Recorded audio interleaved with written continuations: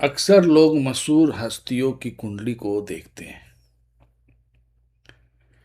और ये जानना चाहते हैं कि वो कैसे बड़े बने या उनके साथ क्या ऐसा हुआ, उनका कौन सा ग्रह इतना बढ़िया था कि वो ऐसे हो गए। क्या वो सिचुएशन हमारे साथ भी है क्या? तो उसको आगे बढ़ाते हुए मैंने ये सोचा कि क्यों नहीं किसी सेलिब्रिटी की कुंडली को ही आपको दिखाया जाए। आपको भी मजा आएगा और आप भी ये सोचोगे कि चलो भाई कुछ तो मिला, है ना। उनके बारे में आपको बहुत आइडिया भी है और उनके बारे में बहुत सा चीज़ आप जानते भी हो, तो आपको भी पता चलेगा कि भाई जो कुंडली बोल रहा है वो सच्चाई है और वो कुंडली में दिख रहा है कि नहीं, है ना। तो मैं भी बहुत से ज़्यादा लोगों को समझा भी पाऊंगा। तो इसी को आगे बढ़ाते हुए हमने क्या किया, दो भाइयों का कुंडली आपके सामने रख दिया है। अब हम लोग उसको समझेंगे और ये देखेंगे कि कुंडली जो है उसका सच में कुछ रोल है कि नहीं। ये जो कुंडली आप देख रहे हो ये एस्ट्रोसेज जो एक वेबसाइट है वहाँ से उठाया हुआ है। और एस- जो एस्ट्रोसेज वालों के पास ये कुंडली कहाँ से आया, आई डोंट नो, मेरे को कोई पता नहीं है। वो जो उनका एक्चुअल कुंडली है वो तो हमारे पास है नहीं, तो वो तो हम बता भी नहीं सकते हैं। लेकिन जो कुंडली है उसी को हम लोग समझें और आपको इंटरेस्ट भी आएगा। और वो देखते हैं कैसे हम लोग क्या उनके ज़िंदगी में हुआ उसको समझते हैं। ये कुंडली ए है, ये कुंडली बी है। दोनों को सेम पैसा यहाँ मिला। अगर यहाँ पे एक्स मिला तो इनको भी एक्स मिला। ठीक, कहने का मतलब है ये क्या है, ये मनी हाउस है और इस कुंडली का ये मनी हाउस है। तो इस हाउस में दोनों को सेम एक्स रुपया का वैल्यू यहाँ मिला। और ये जो मिला इसमें इनको कुछ बिजनेस मिला, पाँच छः बिजनेस इनको मिला, पाँच छः बिजनेस इनको मिला। तो ये जो बिजनेस है वो इनका कहाँ रहेगा, यहाँ रहेगा, इस हाउस में रहेगा, 10th हाउस में। इनके इस हाउस में रहेगा बिजनेस, है ना। तो ये बिजनेस एसेट जो है उनको यहाँ मिला जिसका कि वैल्यू यहाँ था। और ये लोग जी जो रहे हैं ये बिजनेस इस हाउस में बिजनेस एक्चुअल आया, माने कर्म, इनका कर्म स्थान यही है। यहीं से इनको इस बिजनेस से जो प्रॉफिट आएगा उसको यहाँ लाना है। और ये फिर ये जब प्रॉफिट यहाँ आएगा फिर यहाँ से अगर कनेक्शन होगा तो वो फिर यहाँ आ जाएगा। यहाँ से कनेक्शन होगा तो जो प्रॉफिट आएगा वो फिर इनको यहाँ मिल जाएगा। ठीक, तो ये जो ए है और ये जो बी है, ठीक, इनका लगन स्थान जहां पे ये अपने आप को जीते हैं वो लग्न स्थान ये है। करेक्ट।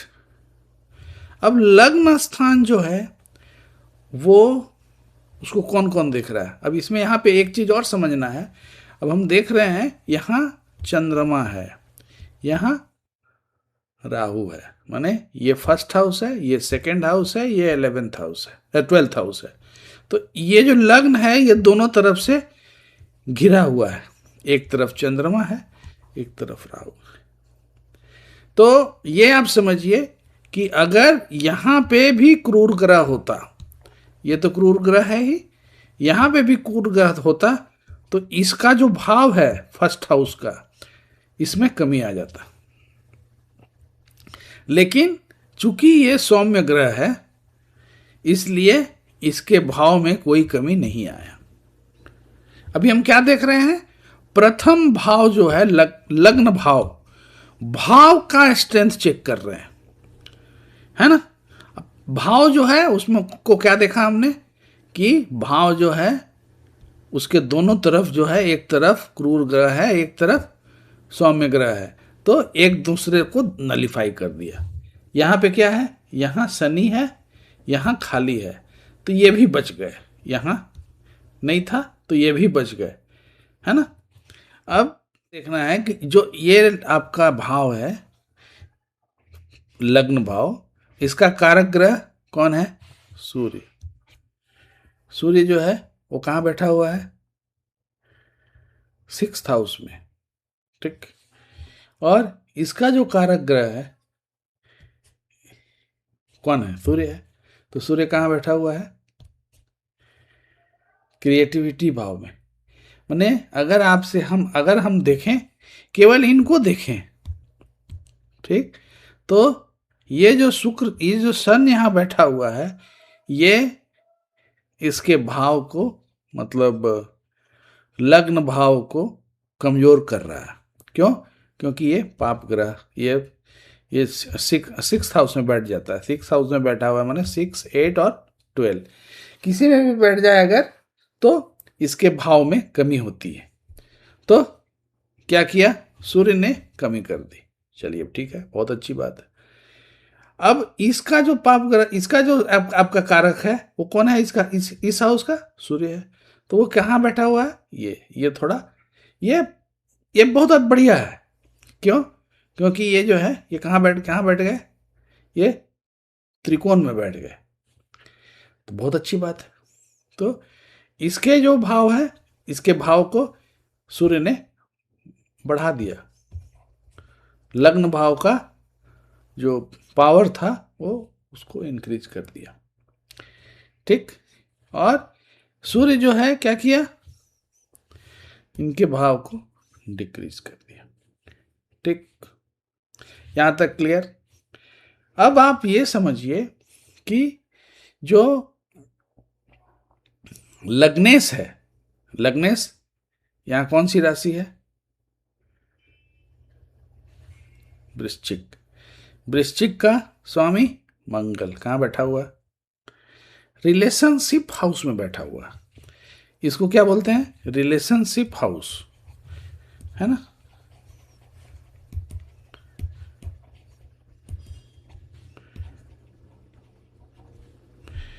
और इसका जो,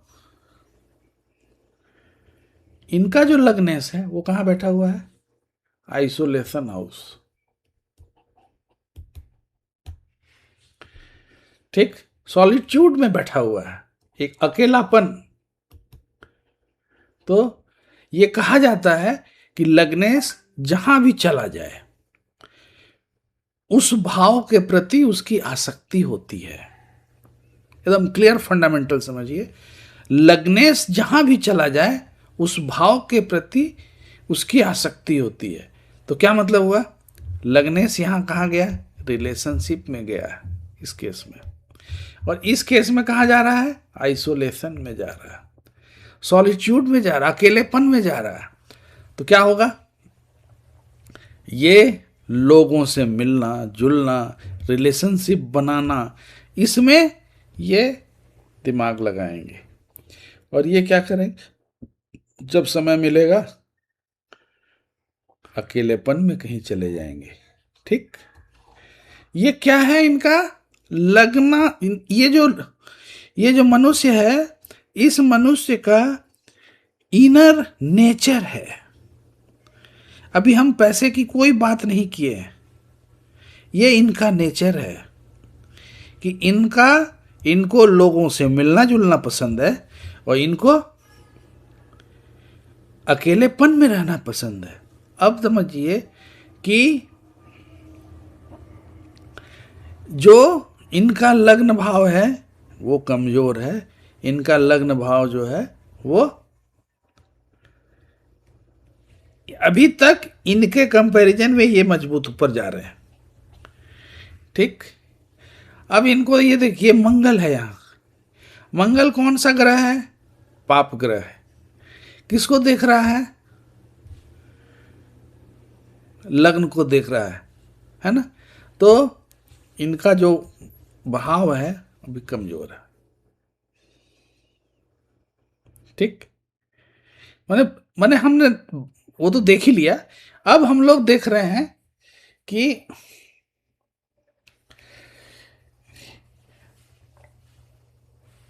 अब हम देखेंगे लग्नेश को। ठीक, अब देखते हैं पहले ये जो लग्न है इसका जो है, अब और देखते हैं कि और इसको कौन कौन देख रहा है। देखिए यहाँ जो है आपका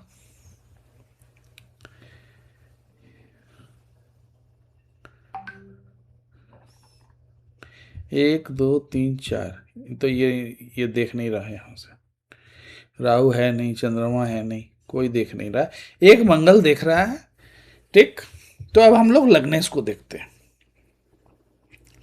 अब लग्नेश जो है इनका कहाँ है? यहाँ है। ये लग्नेश जो है इसके इधर जो है पाप ग्रह बैठे हुए हैं, इधर खाली है। तो ये लग्नेश जो है एज इट इज ठीक है। यहाँ पे क्या है? इधर ये भी ठीक है। इनका यहाँ भी कोई इधर तो बढ़िया, ये तो ये आपका शुभ ग्रह है, इधर खाली है, तो यहाँ भी सही है। अब हम लोग देखें कि जो लग्नेश है वो बैठा हुआ है रिलेशनशिप हाउस में। शनि जो है वो भी इस हाउस को देख रहा है। ठीक, इसमें कहीं कोई प्रॉब्लम नहीं है। तो जो शनि जो देख रहा है वो क्या कर रहा है? वो इस हाउस में जो भी इनकी एक्टिविटी है उसको डिले कर रहा है। ठीक, यहां तक तो ठीक है। यहाँ पे क्या है?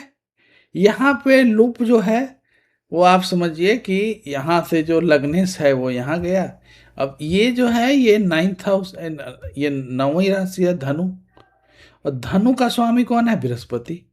माने ये फिर आपका यहीं आ गया। ठीक है ना। तो जो यहाँ का स्वामी है वो फिर कहाँ आ गया? फिर यहीं आ गया, लग्न में ही आ गया। मतलब सर्किट जो है वो फिर अपने आप में ही एक दूसरे में बिजी है, कहीं और बाहर फैल नहीं रहा है। ठीक, और यहाँ क्या है? अब इनका जो इस हाउस का जो स्वामी है, 2 का स्वामी, ये कहाँ आ गए? फिर यहाँ आ गए। अब ये क्या है? This is house of competition, this is house of structure. जो भी प्रॉब्लम्स हैं इनके, उनके हाउस में ये सब ग्रह यहाँ आके जो हैं वो इसको सपोर्ट कर रहे हैं। साथ ही साथ आपका जो यहाँ का जो स्वामी है वो कौन है? नंबर 1 लिखा हुआ है यहाँ, तो ये फिर यहाँ है। तो ये जो है मतलब यहाँ से आया यहाँ, यहाँ से फिर यहाँ, फिर यहाँ से फिर यहाँ, और फिर माने जो इनका रिलेशनशिप है उन्हीं के थ्रू ये अपने नेट, जो आपका बिजनेस है उसके नेटवर्क को ये फैला रहे हैं। ठीक, ये हो गया इनके बिजनेस को ये कैसे चला रहे हैं वो आपने समझा। अब यहाँ देखिए इनका जो है ये जो बिजनेस है इसका जो ये 7th हाउस है, ये 7th हाउस है। अब इसका स्वामी कौन है? शुक्र है। ये शुक्र है, बहुत अच्छी बात है। यहाँ से ये यहाँ आए, और ये 4th हाउस है। अब 4th ये जो है आपका कर्क राशि जो है उसका स्वामी चंद्रमा है। चंद्रमा जो है ये सन के साथ बैठा हुआ है। मतलब इनका जो जन्म हुआ था ये अमावस्या या चतुर्दशी, अगर सूर्य और चंद्रमा एक साथ बैठ जाए तो जो आदमी है उसका जो जन्म होता है या तो अमावस्या को होगा या चतुर्दशी को होगा। एक ही अंश में अगर दोनों हैं सूर्य और चंद्रमा, तो वो मेरे पास, मैं देखा नहीं हूँ, वो अगर देख लूंगा तो मैं ये भी बता दूंगा कि इस अमावस्या को पैदा हुए या चतुर्दशी को। लेकिन जो स्थिति मैं देख रहा हूँ वो मुझे लग रहा है कि ये अमावस्या का ही पैदाइश होगा। ठीक, तो वो मैं बताऊंगा आपको, अगर उतना भी जानना है तो वो भी आप कमेंट कीजिए, मैं बता दूंगा। और ये जो है इनका, ये मैं बताना भूल गया था कि इनका बुध जो है वो कंबस्ट है। कंबस्ट का मतलब क्या होता है? कंबस्ट का मतलब ये होता है कि सूर्य के बहुत नजदीक बुध आ गया, तो सूर्य अपनी रोशनी से इनके पावर को घटा दिया।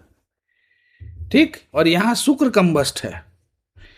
ठीक, तो शुक्र कंबस्ट है मतलब इनको ज्यादा आकर्षण और सुंदरता, इसके तरफ इनका झुकाव कम रहेगा।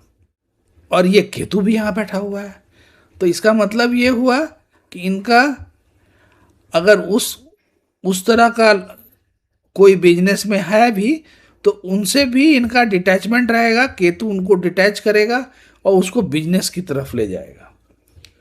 और अब हम लोग थोड़ा सा भाग्य स्थान को देख लें, तो इनका भाग्य स्थान ये है, ये फोर्थ था, ये कर्क राशि है। कर्क राशि का स्वामी चंद्रमा है, वो यहाँ बैठा हुआ है। ठीक, तो ये डायरेक्ट जो है मनी हाउस से यहाँ रिलेशन है। और यहाँ जो है ये लक हाउस जो है, भाग्येश जो है, भाग्य स्थान जो है वो यहाँ पे आपका राहु बैठा हुआ है। और ये जो कन्या राशि है, कन्या राशि का जो स्वामी हो गया वो बुध है। बुध यहाँ कंबस्ट है, तो लक जो है वो भी इनका फेवर नहीं कर रहा है। यहाँ जो है लक जो है डायरेक्ट इनको पैसे की तरफ ले जा रहा है ना। मतलब जो लक इस हाउस का जो स्वामी है वो सीधा धन के स्थान में बैठा हुआ है। तो अब जो है, अगर अभी तक आपको पता चल गया हो तो कृपया आप ये बताइए कि इन दोनों का नाम क्या क्या है। ठीक, क्यों इन्होंने तो बिजनेस को पूरा फैला दिया और ये जो है ये पूरा बिजनेस को लेके बैठ गए। तो इन दोनों का जो है आप कृपया कमेंट में नाम डालें अगर आपको समझ में आया हो। और अगर आपको ये वीडियो पसंद आया हो तो कमेंट में भी लिखिए कि क्या आपको समझ में आया और क्या समझ में नहीं आया, उसको भी लिखिए, सो दैट कि हम अगले वीडियो में थोड़ा और क्लैरिटी के साथ आपको समझाएं। हमको भी ये पता चले कि आपको क्या समझ में आ रहा है, क्या समझ में नहीं आ रहा है। तो आपने देखा कि किस तरीके से एक भाई जो हैं वो अर्श पे चले गए ड्यू टू हिज नेटवर्क और रिलेशनशिप जो लोगों से उन्होंने डेवलप किया, और दूसरे भाई जो हैं वो अकेलेपन में चले गए और अपना पूरा बिजनेस बर्बाद कर लिया। तो देखिए, हम बस इतना ही कहते हैं ना, हम इनके भाई साहब को बहुत ज़्यादा वैल्यू देंगे जिन्होंने बिजनेस को बड़ा कर लिया। बिकॉज मैं तो ज्योतिष वाला दिमाग रखता हूँ। मैं यही कहूँगा कि इनका जो है कुंडली ऐसा था कि इनको वैसा काम करवाया। अगर ये कुंडली बदल गया रहता तो हो सकता है कि वो जिस स्थिति में हैं वो वहाँ ये रहते, और अगर ये उनका कुंडली रहता तो वहाँ वो रहते।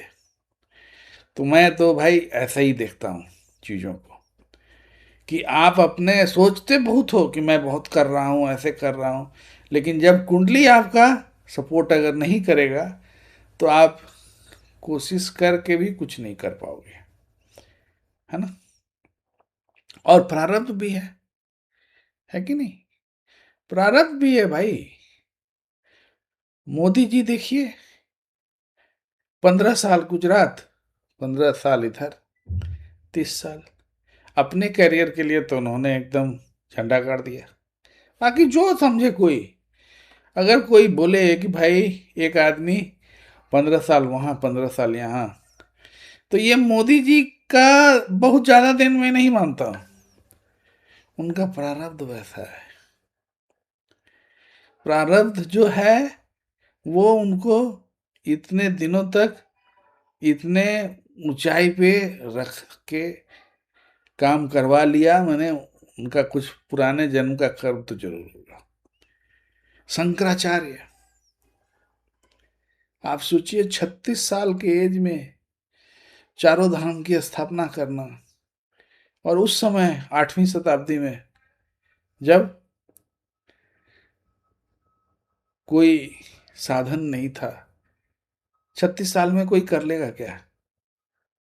चारों धाम जो हमारे सनातन धर्म के हैं, 36 साल के एज में कर लेना आसान है? तो भाई देखिए, कुछ लोग आते हैं, कुछ लोग उस तरह के होते हैं जो कि भगवान भेज देता है उनको कि चलो भाई। हाँ, मैथिली ठाकुर को देखिए आप, 25 साल के एज में एमएलए बन गई। और अभी, और मैं तो उनकी कुंडली को देखा हूं, बहुत आगे जाएंगी वो, है ना? तो चलिए आप थोड़ा गेस कीजिए कि किसके बारे में हम लोग डिस्कस कर रहे हैं। पता तो चल ही गया है, काफी फेमस पर्सनालिटी है, लेकिन लिखेंगे तो अच्छा लगेगा हमको। आज के लिए बस इतना ही। अगर जो बात मैं आपसे शेयर किया हूँ वो पसंद आया हो तो कमेंट में लिखें, क्या पसंद आया, क्या नहीं पसंद आया वो भी लिखिए, ताकि हम अगले वीडियो में उसको और सुधारें। सुधार का तो कोई, सुधार तो हमेशा जारी रहेगा, है ना? और मैं प्रयत्न करता रहूँगा कि आपको मैं कुंडली देखना सिखा दूँ। अगर आपको कुछ भी लगा हो कि 1% भी हमने, अगर आपको, देखिए हम तो देख रहे थे, है ना, कि भाई कितने लोग जो हैं सब्सक्राइब कर रहे हैं, देख बहुत रहे हैं, सब्सक्राइब नहीं करते हैं। तो ठीक है, तो आपकी इच्छा है। हम तो यही चाहेंगे कि सब्सक्राइब करेंगे तो मेरा सीना चौड़ा हो जाएगा। और हम तो आपको सिखाने के लिए एवरी डे एक वीडियो डाल दे रहे हैं। किस टॉपिक पे वीडियो डाले वो भी लिखिए, सो दैट कि हमको पता चले कि आपको क्या पसंद है, कौन सा एरिया है जो कि आपका कमज़ोर है, जिसमें हम वीडियो डालें तो आपको फ़ायदा होगा, वो भी लिखिए, है ना? तो चलिए आज के लिए बस इतना ही।